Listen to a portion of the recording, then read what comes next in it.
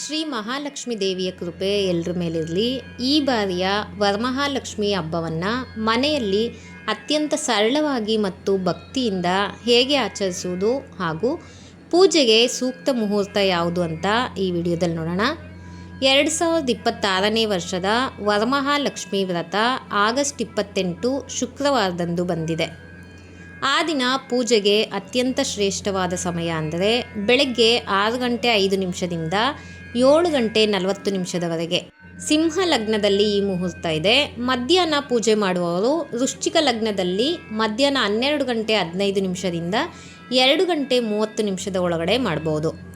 ಸಂಜೆ ಮಾಡುವವರು ಕುಂಭ ಲಗ್ನದಲ್ಲಿ 6 ಗಂಟೆ 25 ನಿಮಿಷದಿಂದ 7 ಗಂಟೆ 55 ನಿಮಿಷದ ಒಳಗಡೆ ಪೂಜೆಯನ್ನು ಮಾಡ್ಬೋದು. ಈಗ ಸರಳವಾದ ಪೂಜಾ ವಿಧಾನವನ್ನು ನೋಡೋಣ. ಮೊದಲು ಪೂಜಾ ಸ್ಥಳವನ್ನು ಸ್ವಚ್ಛಗೊಳಿಸಿ ಅಕ್ಕಿ ಹಿಟ್ಟಿನ ರಂಗೋಲಿ ಹಾಕಿ ಒಂದು ಪೀಠ ಅಥವಾ ಮಣೆ ಮೇಲೆ ಅಕ್ಕಿಯನ್ನು ಹರಡಿ ಅದರ ಮೇಲೆ ಅರಿಶಿನ ಮತ್ತು ಕುಂಕುಮದಲ್ಲಿ ಅಷ್ಟದಳ ಪದ್ಮವನ್ನು ಬಿಡಿಸ್ಕೊಳ್ಳಿ. ಅದರ ಮೇಲೆ ನೀರಿನಿಂದ ತುಂಬಿದ ಕಳಶವನ್ನಿಡಿ. ನೀರಿಗೆ ಅಕ್ಷತೆ, ನಾಣ್ಯ ಮತ್ತು ಅರಿಶಿನ ಸ್ವಲ್ಪ ಹಾಕಿ ಕಳಶಕ್ಕೆ ಮಾವಿನ ಎಲೆ ಇಟ್ಟು ಅರಿಶಿನ ಹಚ್ಚಿದ ತೆಂಗಿನಕಾಯನ್ನು ಇಡಿ. ಲಕ್ಷ್ಮೀ ಮುಖವಾಡ ಇದ್ದರೆ ಲಕ್ಷ್ಮೀ ಮುಖವಾಡವನ್ನು ಇಡಬಹುದು. ನಂತರ ಮೊದಲು ವಿಘ್ನ ನಿವಾರಕ ಗಣೇಶನಿಗೆ ಪ್ರಾರ್ಥನೆಯನ್ನು ಸಲ್ಲಿಸಿ ನಂತರ ಓಂ ಶ್ರೀ ಮಹಾಲಕ್ಷ್ಮಿಯೇ ನಮಃ ಎಂದು ಜಪಿಸುತ್ತಾ ದೇವಿಯನ್ನು ಕಳಶಕ್ಕೆ ಆವಾಹನೆ ಮಾಡಿ ಅಷ್ಟೋತ್ತರವನ್ನು ಪಠಿಸುತ್ತಾ ಹೂವು ಮತ್ತು ಅಕ್ಷತೆಯಿಂದ ಅರ್ಚನೆ ಮಾಡಿ. ಮಹಾಲಕ್ಷ್ಮಿ ವಿಗ್ರಹ ಇದ್ದರೆ ಕುಂಕುಮ ಅರ್ಚನೆ ಸಹ ಮಾಡಬಹುದು. ನಂತರ 9 ಗಂಟುಗಳಿರುವ ವ್ರತದ ದಾರವನ್ನು ಪೂಜೆ ಮಾಡಿ ಬಲಗೈಗೆ ಕಟ್ಕೊಳ್ಳಿ.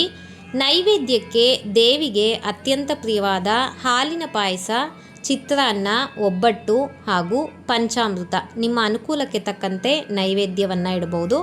ಕೊನೆಯಲ್ಲಿ ಧೂಪ ದೀಪ ಬೆಳಗಿ ಮನಸ್ಫೂರ್ತಿಯಾಗಿ ಮಹಾಮಂಗಳಾರತಿ ಮಾಡಿ ದೇವಿಯ ಅನುಗ್ರಹ ಪಡೆಯಿರಿ. ಈ ಸರಳ ಪೂಜಾ ವಿಧಾನ ನಿಮಗಿಷ್ಟ ಆಗಿದ್ದರೆ ಈ ವಿಡಿಯೋವನ್ನು ಲೈಕ್ ಮಾಡಿ ಆಪ್ತರೊಂದಿಗೆ ಶೇರ್ ಮಾಡಿ. ಇಂತಹುದೇ ಸಾಂಪ್ರದಾಯಿಕ ಮತ್ತು ಆಧ್ಯಾತ್ಮಿಕ ವಿಡಿಯೋಗಳಿಗಾಗಿ ನಮ್ಮ ಚಾನಲ್ ಸಬ್ಸ್ಕ್ರೈಬ್ ಮಾಡಿ. ಮುಂದಿನ ವಿಡಿಯೋದಲ್ಲಿ ಇನ್ನೊಂದು ಉಪಯುಕ್ತವಾದ ಮಾಹಿತಿಯನ್ನು ನೋಡೋಣ. ಧನ್ಯವಾದಗಳು. ಎಲ್ಲರಿಗೂ ವರಮಹಾಲಕ್ಷ್ಮಿ ಹಬ್ಬದ ಶುಭಾಶಯಗಳು.